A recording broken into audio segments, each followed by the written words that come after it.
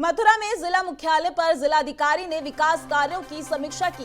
बैठक में जिलाधिकारी नवनीत सिंह चहल ने 3 प्रमुख बिंदुओं पर कार्य करने के निर्देश दिए हैं। जिलाधिकारी ने तालाबों में पानी भरने और बरसात के जल को संचय करने के निर्देश दिए। इसी के साथ उन्होंने गौ आश्रय का रखरखाव सही करने एवं अधिक से अधिक संख्या में स्थलों को खोले जाने के निर्देश दिए हैं। इसके साथ ही उन्होंने शिक्षा कायाकल्प योजना के अंतर्गत अधिकारियों को स्कूल गोद लेने का भी निर्देश दिया है। उन्होंने कहा है कि शिक्षा की गुणवत्ता सही है, इसके लिए सभी अधिकारी स्कूल अवश्य गोद लें। ये जो विकास के अधिकारीगण हैं उनके साथ उप जिलाधिकारियों और वीडियोज़ के साथ मुख्य रूप से 3 बिंदुओं के ऊपर बेहद समीक्षा की गई, जिसमें सबसे पहले वर्षा काल आने से पहले जो हमारे गर्मियों का समय है, इस दौरान जो हमारे तालाब हैं उनकी खुदाई हो जाए मनरेगा के माध्यम से, और साथ ही साथ उसमें जो पानी है वो भरने का काम हो जाए। हमारे जनपद में जो सैलिनिटी है वाटर की, अंडरग्राउंड वाटर की, यानी कि खारा पानी की समस्या है, उसका निदान रेन वाटर हार्वेस्टिंग से हमारे तालाबों की स्वच्छता और उनके अच्छे रखरखाव से और पानी के जो साफ स्वच्छ बारिश का पानी है उसके अंडरग्राउंड वाटर में सीपेज से ही हम निदान कर सकते हैं। जी, वर्षा ऋतु से पहले तालाबों के संबंध में खुदाई का कार्य अच्छे से हो जाए। इसके अतिरिक्त जो हमारे निराश्रित गौवंश है उनकी जो व्यवस्था है सभी हमारे गौवंश आश्रय स्थलों पर वो अच्छे से हो। नए गौवंश आश्रय स्थल खोले जाए बड़ी संख्या में, ताकि जो हमारे और निराश्रित गौवंश आश्रय स्थल हैं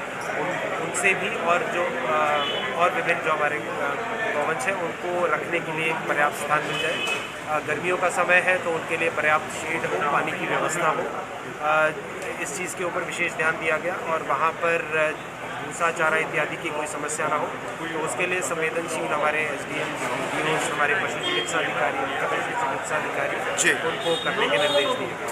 तीसरा, शिक्षा कायाकल्प के अंतर्गत जो हमारे विभिन्न स्कूल्स हैं, 1536 स्कूल्स हैं जनपद में, जिनकी प्राइमरी, जूनियर, हाई स्कूल इत्यादि हैं, वहाँ पर शिक्षा की गुणवत्ता भी अच्छी हो तो अधिक से अधिक संख्या में जो अधिकारी हैं उनको स्कूल्स गोद दिए जाएँ। इस समय पर लगभग 70 अधिकारियों के पास स्कूल्स गोद हैं।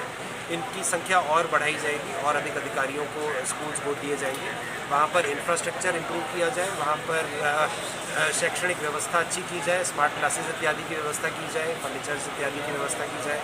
साथ ही साथ जो शिक्षा की गुणवत्ता है, टीचर्स का समय से पहुँचना और क्वालिटी ऑफ एजुकेशन, उसमें इम्प्रूवमेंट लाने के निर्देश दिए गए हैं।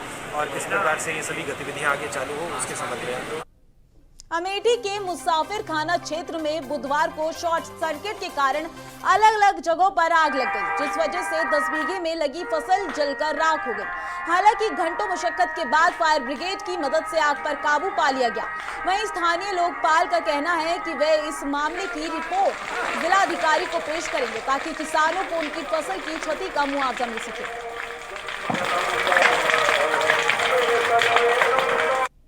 सुपौल पुलिस को बड़ी सफलता मिली है। बताया जा रहा है कि पुलिस ने जिले के विभिन्न क्षेत्रों में सक्रिय अंतर जिला गिरोह के 5 अपराधियों को दबोचा है, जिसके पास से 2 पिस्टल, 4 देसी कट्टा, 26 कारतूस सहित 3 मोबाइल और 3 बाइक भी बरामद की है। बताया जा रहा है कि गिरफ्तार अपराधियों में त्रिवेणीगंज थाना क्षेत्र के कन्हैया और मुरारी चौधरी, वीरेंद्र यादव, आशीष यादव, राघोपुर थाना क्षेत्र से अशोक यादव, गमरिया थाना क्षेत्र से निरंजन यादव शामिल हैं। बताया गया है कि कन्हैया उर्फ मुरारी चौधरी का आपराधिक इतिहास रहा है। ये अपराधी कई कांडों में वांटेड रहा है। आपको बता दें कि इस गिरोह द्वारा सुपौल और माधेपुरा जिले के विभिन्न क्षेत्रों में बाइक, सुनसान जगहों पर लूटपाट, हत्या जैसे संगीन अपराध को अंजाम दिया जाता था। हालांकि अब गिरफ्तार सभी अपराधी कर्मियों को न्यायिक हिरासत में भेज दिया गया है। दोपहर में अराउंड 2:30 के आसपास सूचना मिला था कि माधोगढ़िया एक गांव है, वहाँ पे हवाई चिमनी भट्टा के पास कुछ लोग जमावड़ा लगा के रखे हैं। किसी व्यापारी को लूटने के लिए ये लोग कोशिश मतलब प्लान बना के रखे थे। तो सूचना मिलने के बाद राघोपुर थानेदार और त्रिवेणीगंज थानेदार और पिपरा थानेदार और इनके जो टीम में ये SDPO बीरपुर, ये सब लोग वहाँ पे गए थे और छापामारी मतलब इन लोगों को पकड़ लिए थे।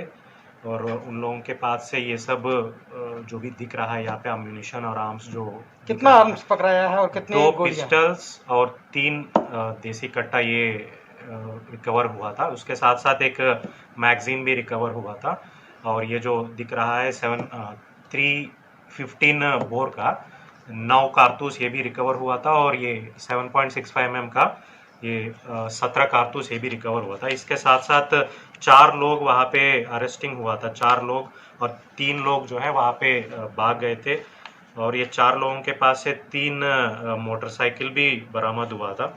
ये 4 लोगों का नाम है, ये मुरारी यादव है, मुरारी चौधरी ये लतौना का रहने वाला है, त्रिवेणीगंज का। इसके साथ साथ बीरेंद्र कुमार यादव है, ये भी लतौना का रहने वाला है। अशोक कुमार यादव ये दरारा का रहने वाला है। ये आशीष कुमार यादव ये त्रिवेणीगंज का है। ये पंजाब के संगरूर में एक नौजवान घंटों से पंजाब के सीएम भगवंत मान के खिलाफ धरने पर बैठा रहा।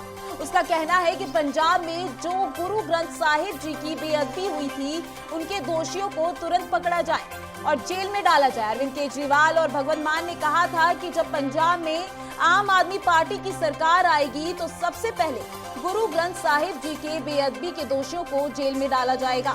अब सरकार को चाहिए कि सबसे पहले गुरु ग्रंथ साहब के दोषियों को सजा देना चाहिए। मेरा नाम जी प्रीत शर्मा है। कहाँ के रहने वाले आप? मैं संगरूर शहर का ही रहने वाला हूँ। आपने पिछले 2 दिन से लगा है जहाँ पे मुख्यमंत्री की रिहायश है भगवंत मान की, उनकी कॉलोनी के गेट पे बाहर धरना लगा रखा है जी। इसका क्या कारण है?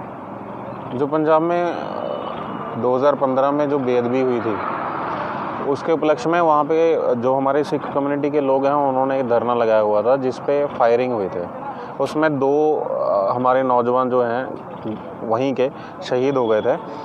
तो अभी तक उनको इंसाफ तक नहीं मिला है। 7 साल हो गए हैं इस चीज़ को हुए। और अरविंद केजरीवाल जी जब इलेक्शन यहाँ पे चुनाव थे उससे पहले यहाँ पे आए थे तो उन्होंने कहा था कि हमारी सरकार आएगी तो हम 24 घंटे के अंदर अंदर जो है बेअदबी के दोषियों को अंदर कर देंगे, जेल की सलाखों के पीछे डाल देंगे। लेकिन अफसोस वाली बात है कि ऐसा कुछ भी नहीं हुआ।